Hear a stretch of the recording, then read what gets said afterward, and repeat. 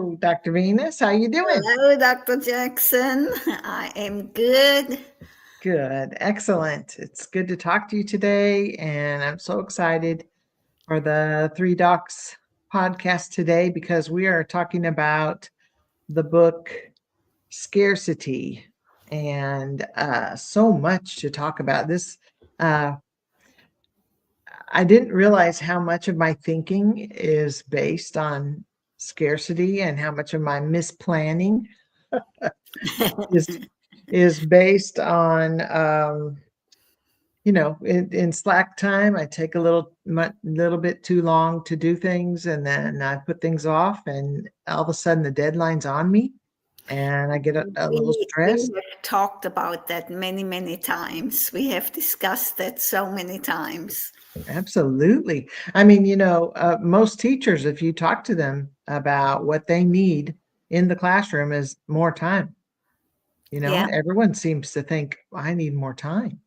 Mm-hmm. And Yeah. truth, that's totally Time true. is a scarcity. But the deal is, we all have 24 hours. Yeah. Even the busiest person, or the slowest person, or the pickiest person, whomever we're talking about, 24 hours. We all have 24 hours. So for me, scarcity of time is what I battle against. That's my biggest battle, because I want to do everything Yeah. all the time, And all at well, once. sometimes 24 hours is not enough. You can Yeah, cram only so much into it. And then what happens to you is what's pointed out in the book is you don't focus on the future. You focus on what's imminently important, and you just lose your ability to concentrate on what do you need to do tomorrow. How do you right. get ready for tomorrow? Or we get into the trap that says borrow from tomorrow, and we'll get Yes, into a lot of that. That was what was pretty eye-opening for me when I yes. read this book. So you and I and Dr. Shepard started this whole conversation when we came across a list from Daniel Pink of the 21 books that changed his life. And so we thought, well, let's read these and then talk about them and see if they change our lives too. And that's how this whole conversation got started. And I'm so glad we did this. We're actually already on episode 17, which is Almost there. amazing. Almost there. Yes. Yes. So we've read 17 books. Granted, they were not all 1 week per book. However, I never thought I'd read 17 books.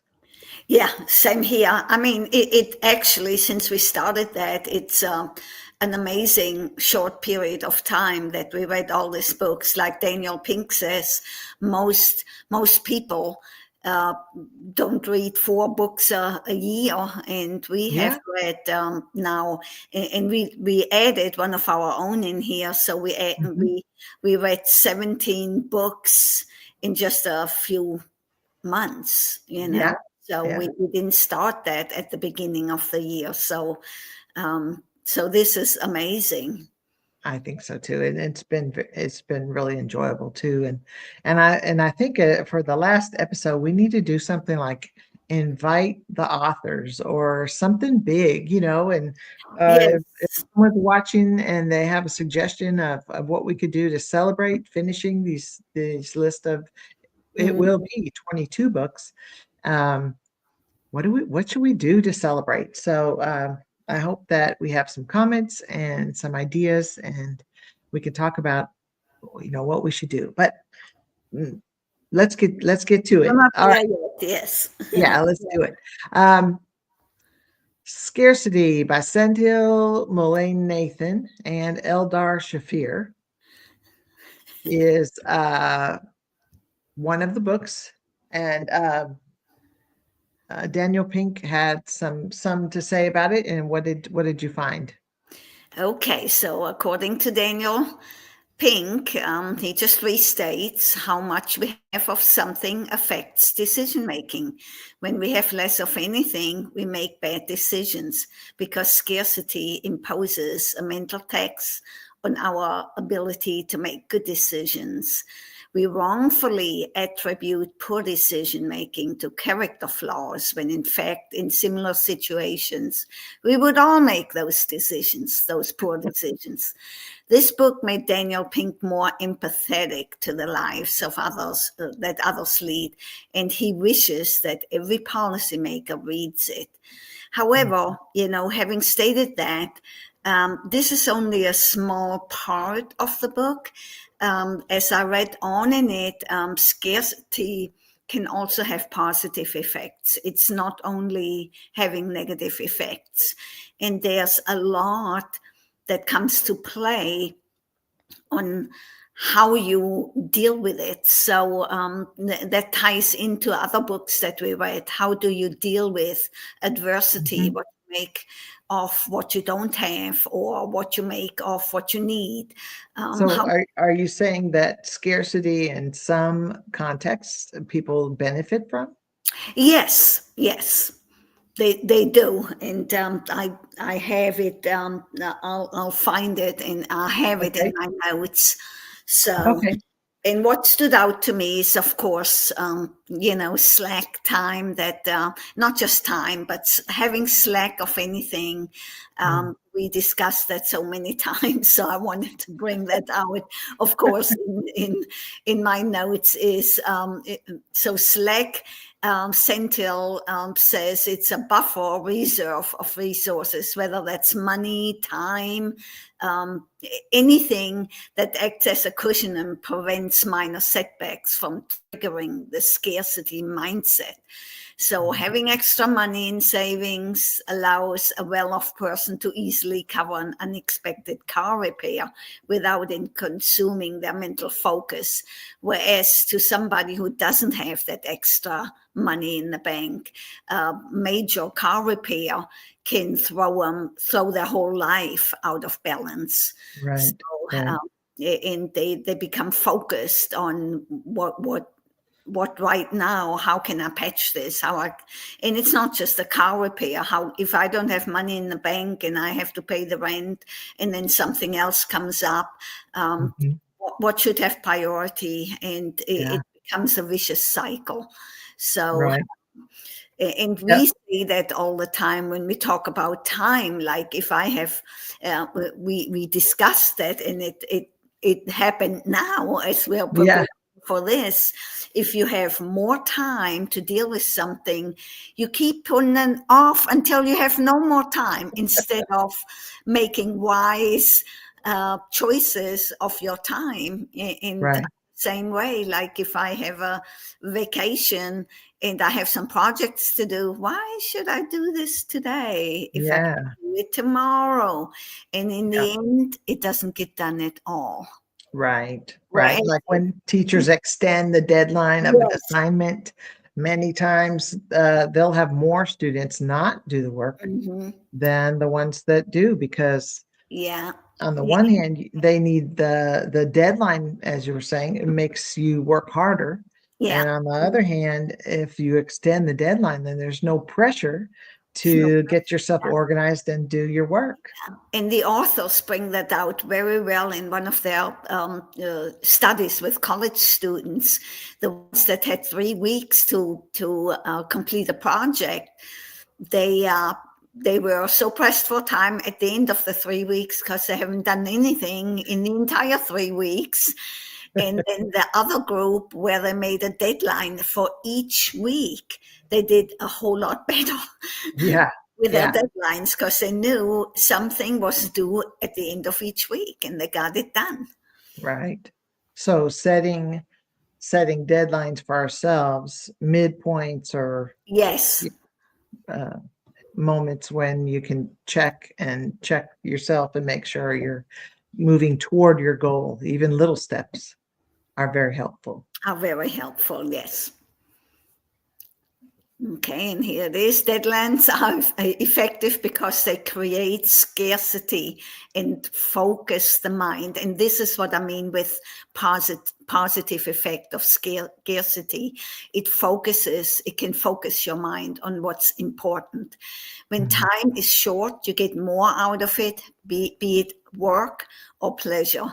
This is called a focus dividend, the positive outcome of scarcity capturing the mind. Right. So, um, one of the studies, there were people that had they had a group of people that had many resources, and they had a group of people that had limited resources. And then they went to the store, and then as the people were leaving the store, the researchers would talk to them, and then they were allowed to look at the receipt. And they said, "Well, how much did you pay for eggs at this trip?" And the people with plenty resources said, "Oh, I don't know. I paid for eggs. That's all I know."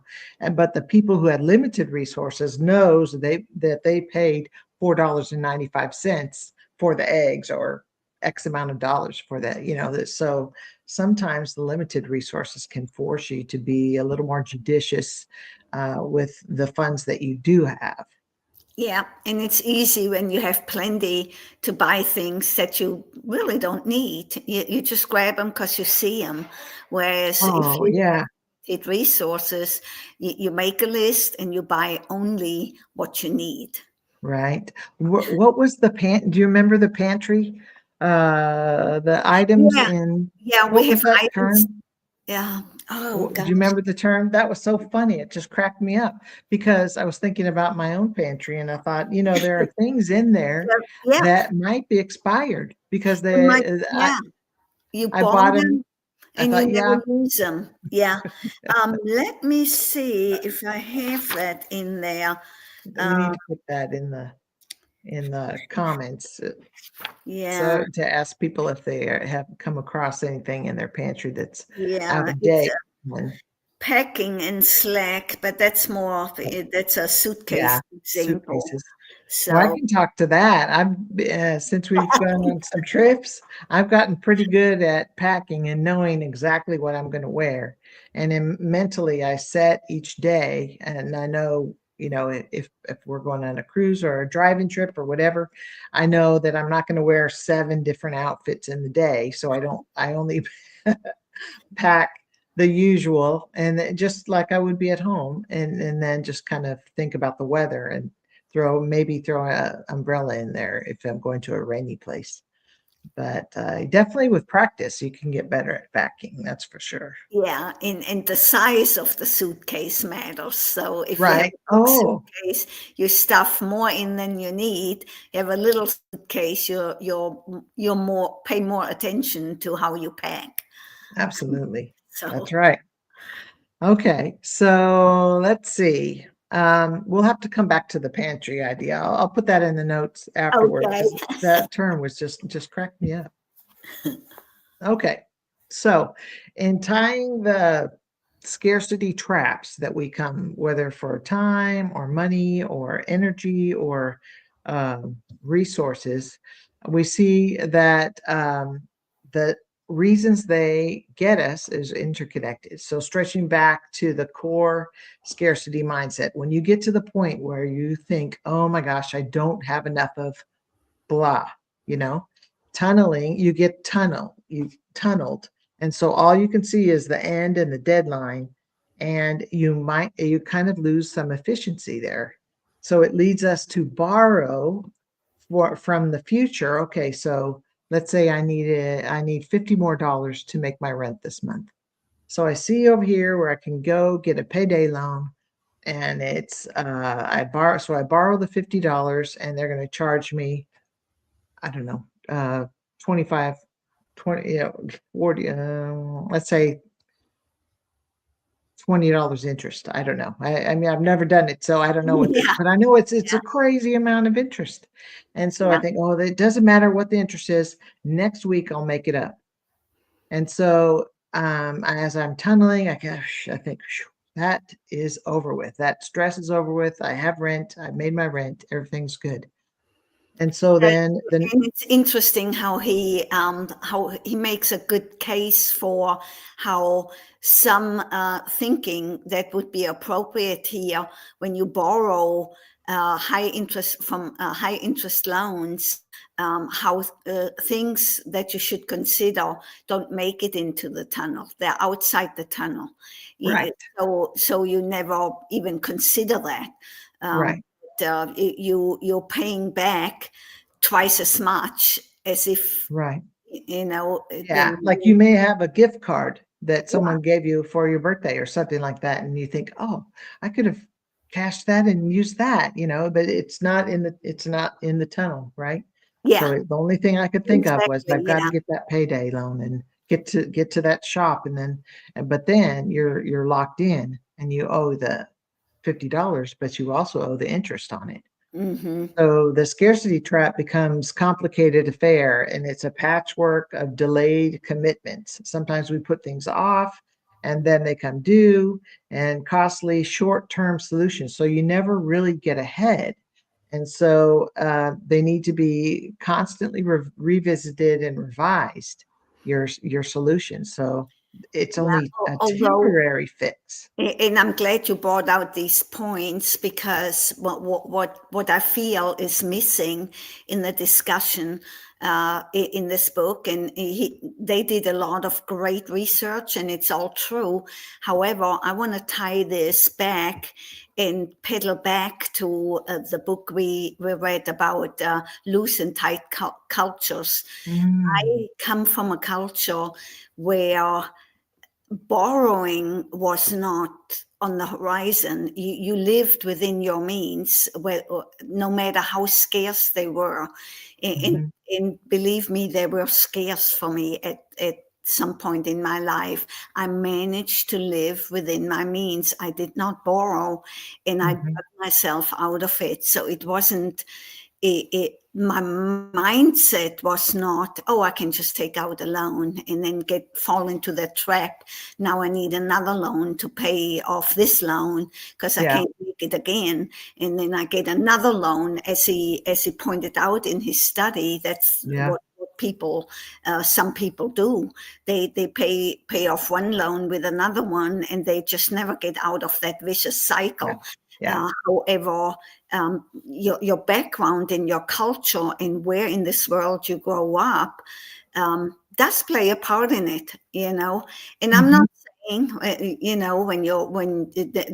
there's a certain poverty line where it's difficult, but I did, I did have an episode in my life where mhm.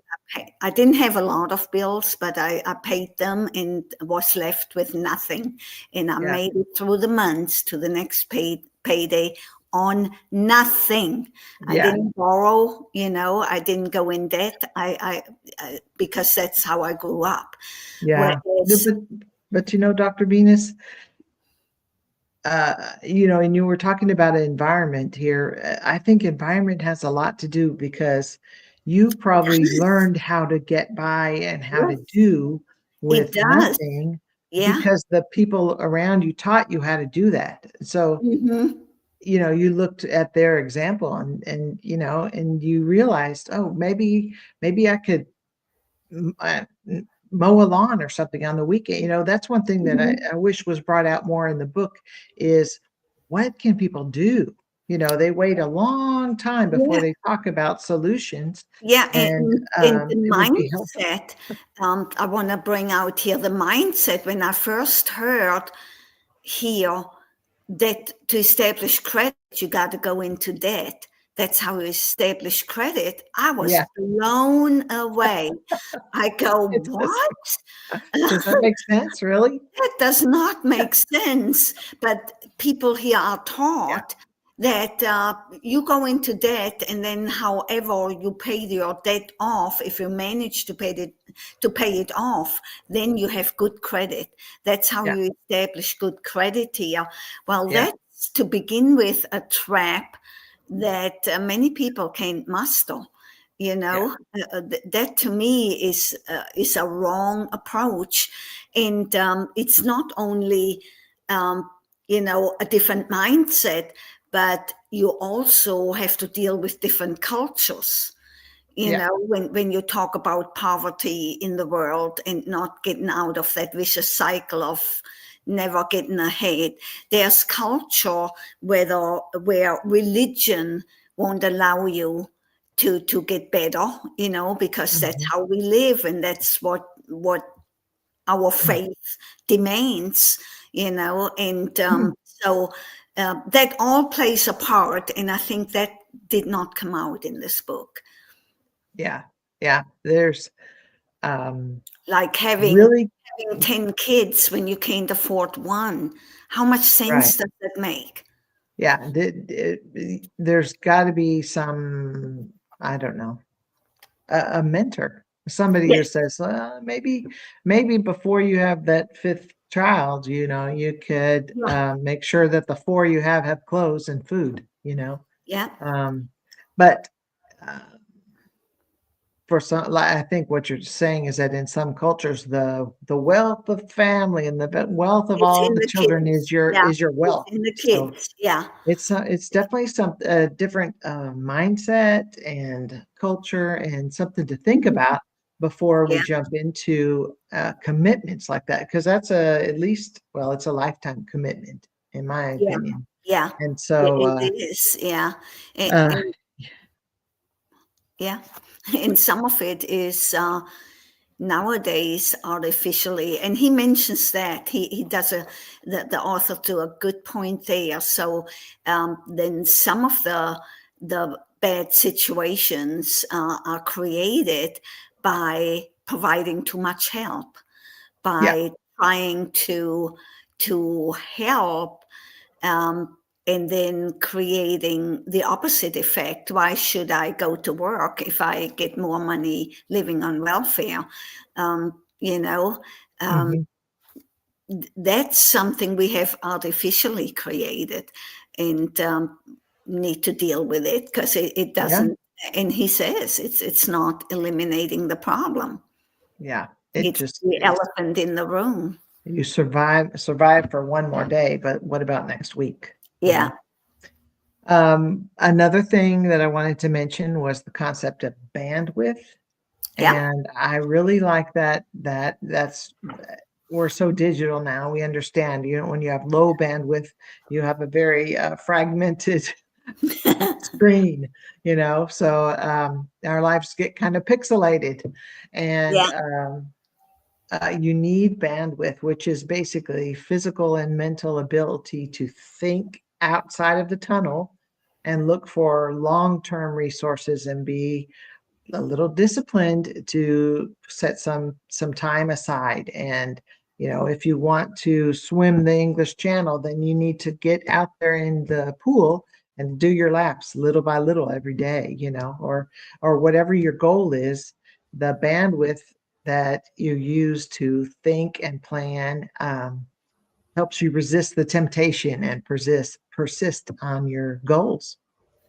And okay, some people lack slack. So what the slack is the empty space. For you, we're talking about the suitcase. So if you have a mhm, large suitcase and I put 5 pairs of shorts and 5 t-shirts and 5 socks, and I'm going to have space around there, which is slack.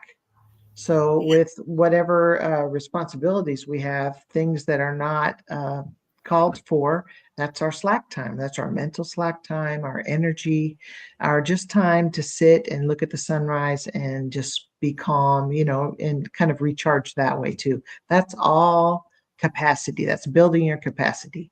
Well, when you have a shock, when there is a shock to your system and someone comes into your office and says, oh yeah, that 20-page report is due tomorrow. Uh, that's a shock to your system, and you think, oh no, I need to. For the next 3 days, I'm staying up 24 hours, and I'm going to do my best work, and I'm going to do that. I'm going to do that report. good luck. Well, yeah, I mean, you have, but if you had some slack time, you go, "Oh, okay, well, I know I have this responsibility, but I have a couple of about 4 hours this evening that I could really get close to finishing this." And then maybe the next day, oh yeah, I've got 4 hours in the evening. So when you have that built-in slack time, you have energy and capacity and bandwidth to absorb the shocks. Yeah, and it shows you that there's a positive and negative with both ways, because if you do have that slack time, the negative outcome could be that you don't do anything until it's too late. But the positive outcome is also that you are able to deal with it. You're Mhm. able to make it. Yeah. Yeah, the slack to me is a resource. I mean, Yeah, it's a stored energy. So yeah, you can either use it to recharge or you can use it when or save it for those unforeseen circumstances that pop yeah. up It's definitely better or to have finance. a cushion than not to. Yeah. And what really was amazing to me is that they did a lot of research in India and they Hmm. talked about shopkeepers who are only earning Yeah, $2 a day. yeah, But that for them was their abundance. That was it. yeah, And yeah, some could actually build and get out of debt just on what they're making because of, the prices and the things in their culture. If they set aside a little bit every mhm, day, yeah, um, then and some of the workers by the end of the month could have gotten themselves out of debt, which is just kind of on $2 a day. Of course, their debt was yeah. Well, a and the ratio there. interesting part was that when they tried to help them by Mm, get by paying them out of debt, that they fell right back into it, and that's what I mean with that way of life seemed to be so ingrained in them that yeah. I just take a loan and it gets me to the harvest and Mhm. until I sell all my goods and then I'm even and then I borrow again. So the focus on getting out of debt wasn't really there, Yeah. because Well, they were just focused on each day. yeah, So then when someone got rid of their debt for them, it really didn't change their life it much at didn't. all Yeah, yeah. because they were still going to work and Exactly. getting the And that vegetables for the happens day. in our culture nowadays when the government takes over everything, and you're not responsible really for thinking, how do I make it? What do I need to do Yeah. to uh, to uh, to not be in debt or Yeah. you know that we're helping people. Well, it's called the social system, and we've seen that break down in so Mhm. many countries where it just doesn't work. You Yeah, people need to look up out of the tunnel and yeah. see what other resources and what other skills they could build, or what other Mhm. revenue streams they could make, or um, different things they could do to help them rise out of that tunnel they're building. Exactly. And, building on other books that we read, that you're more proud of something that you achieve with your own effort and with your own hard work than just being handed something Yeah, for free. yeah, Freebies are not being appreciated as yeah. much Right. as something that you work hard at. Absolutely. Yeah. When I remember the first item that I sewed on a real sewing machine when I was in Hmm. middle school. I was just in home ec class. We made a book bag, but I was so proud of that thing because I worked really hard. It took me weeks to make that thing, but I was so proud of making something, and I actually used it at school. It was something I looked forward um, to make, and then if someone would have just bought me one and given me a book bag, which my parents did, um, in years following that, I wasn't as proud as the one I made, Yeah. you know. Yeah. Absolutely. So I kind of cheated on this slide.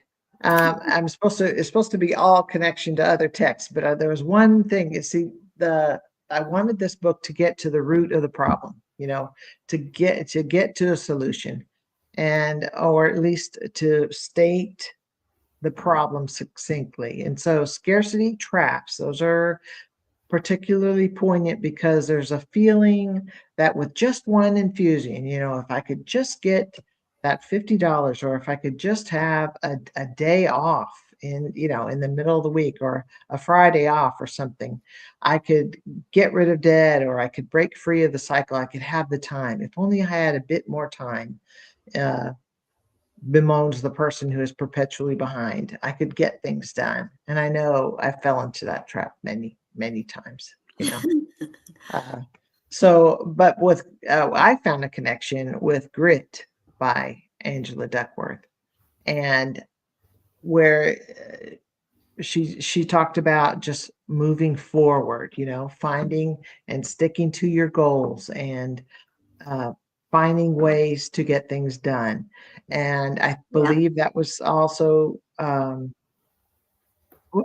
was the sports gene. But in the sports gene, the author talked about finding your niche, find what you need to do to make success, and you might need to change your goal.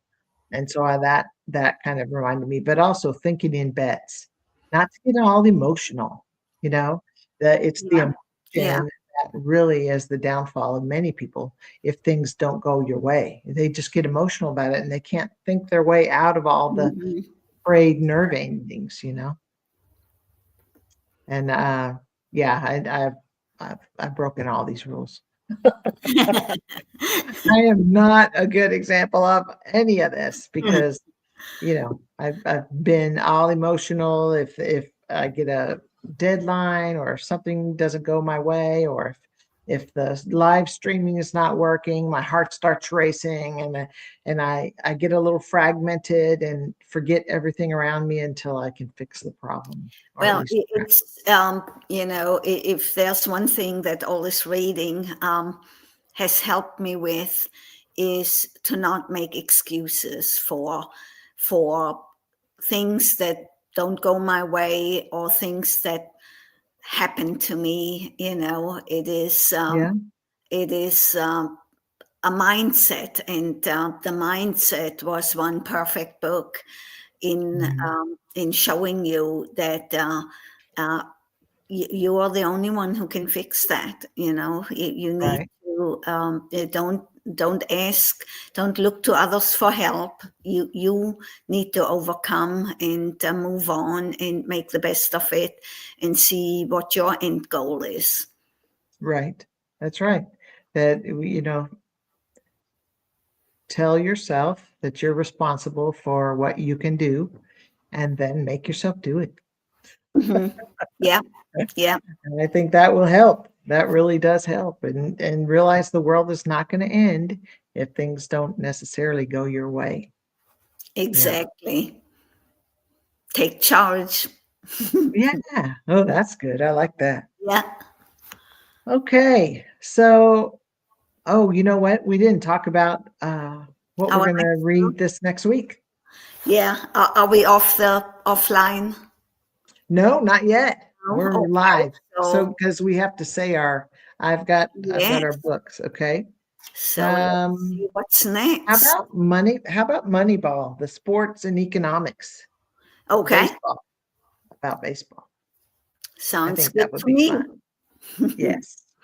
All right. And that's a very popular book. And I hope that our viewers will do a little reading, or a little skimming, or a little AI summarizing.